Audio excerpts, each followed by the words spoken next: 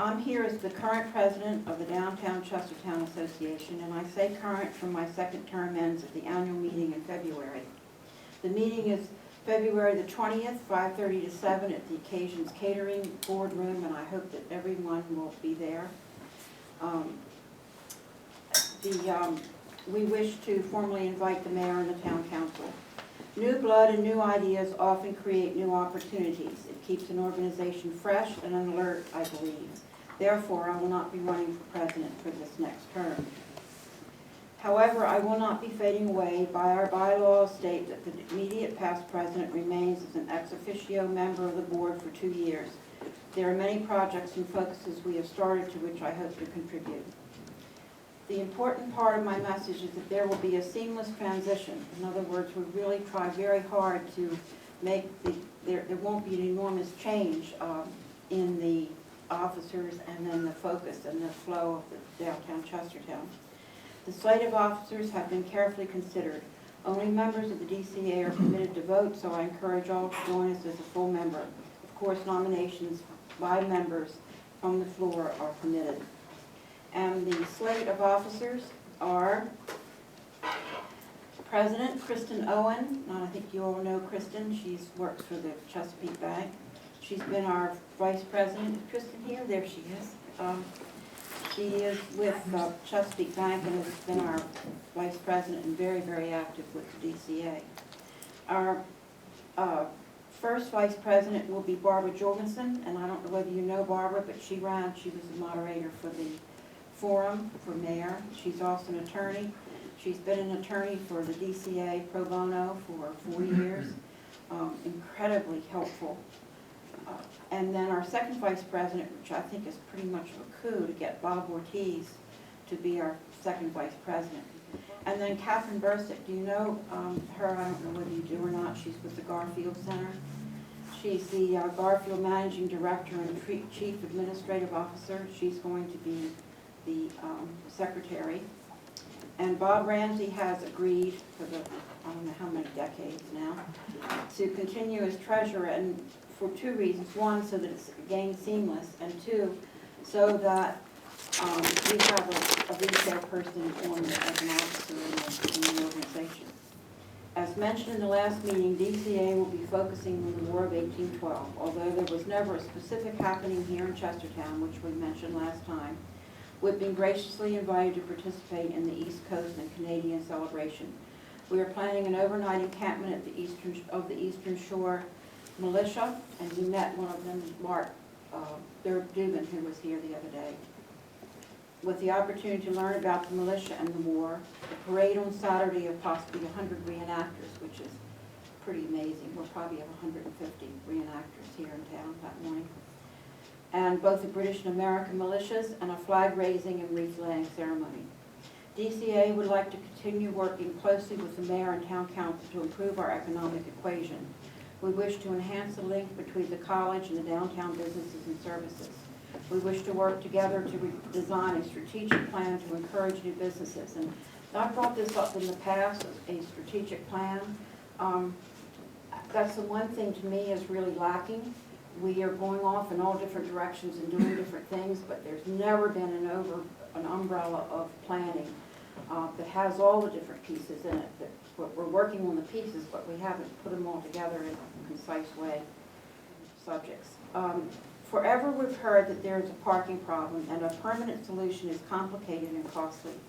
Merchants park often in front of their own stores and on the side streets close to their businesses. They are encouraged to park, quote, elsewhere, but where? The DCA would like to propose an inexpensive temporary solution. We propose that a driveway be created into the back of the town yard, and that portion of the yard be cleared for merchant parking, designated as such with signage specifically that merchant parking only. Bob Ramsey, a finishing touch, is able to reproduce the town map on metal. We propose a double-sided map to be placed at the entrance to the public parking area on Cannon Street behind High, with signage designating this area is for welcome Chestertown visitors or something of that sort. We also have the Cannon Street parking lot, which is owned by the town, but I know that there's some requests for the other uses of that, let's put it that way. I really would like to see if we can explore this and really make it an effort to get to the, I constantly get comments about there's never anywhere to park in front of a shop. I've talked to businesses, they realize they park in front of their shops, they realize they park on Cannon Street just around the corner. But I think the problem is that there's no designated place where they know that they have a home, that they can drive in there and find a parking place. That also brings up the subject of meters. If it is decided that the meters will be bagged indefinitely, we propose that the bags be stamped with, "Our meters have been retired because we appreciate your business." If we can do that and also get the merchants to park elsewhere, it might be a beginning of a true solution.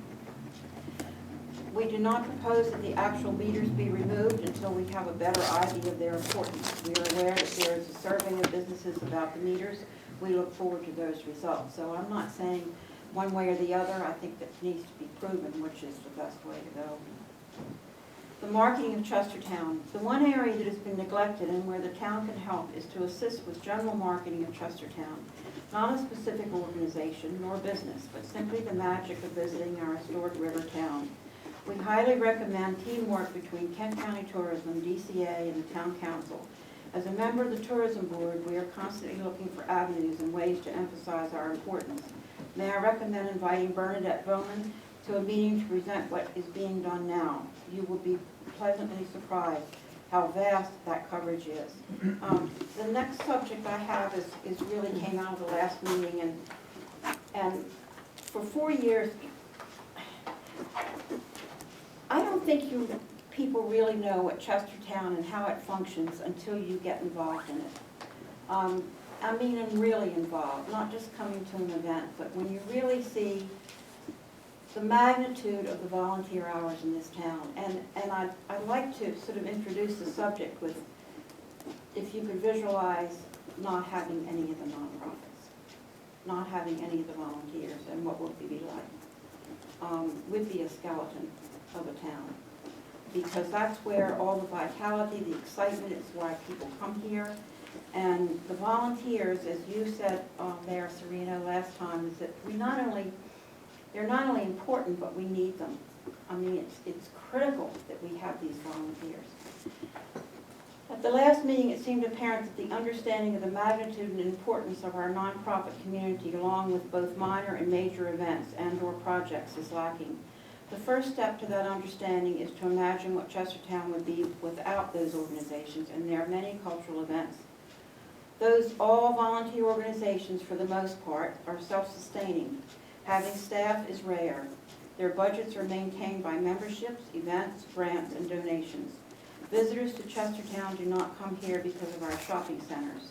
They come here, participate, and spend because of the character of our citizens, businesses, and events. The arts, our history, the environment, and our businesses play a major role to that end. So when an organization comes forward asking for support, they are not necessarily asking for money, but general support for the project. However, a tangible way to show that support is to donate something, large or small.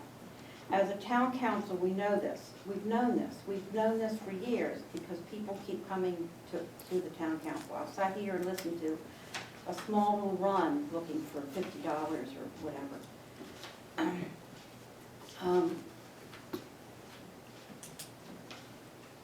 Excuse me for losing my place here.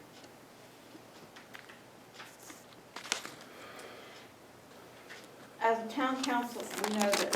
When an event or project is met with disdain, it reverberates through the community. It's not a matter of them and us. We are one all together in marketing Chestertown.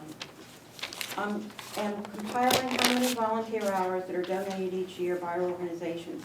I hope to have an idea of their budgets and that they support. Just a gross amount, what each organization has to raise every year just to keep itself alive. If one were to equate those hours to an hourly wage, I believe it would be easily found that those organizations more than contribute their fair share. I will be back to you with those numbers. And we discussed that in the general in the Greater Chestertown Initiative tonight, and they're very excited about sharing that information. May I propose that a discretionary fund be set aside, no matter how large or small, it doesn't make any difference what the number is, so that the town council can express their appreciation when they want to, and support from time to time throughout the year initiatives. Waiting for the annual budget rounds most often does not relate to an organization's ability to understand what they need. A simple application can be submitted for needs as they are found, and it could be any small amount. Or it can be just a simple, you're here, we thank you so much for doing what you're doing. And then to finish, we welcome our new mayor and the new members of the town council. We have a fresh slate from which to grow and improve. We look forward to an inventive and exciting working relationship. DCA stands ready to assist. Respectfully.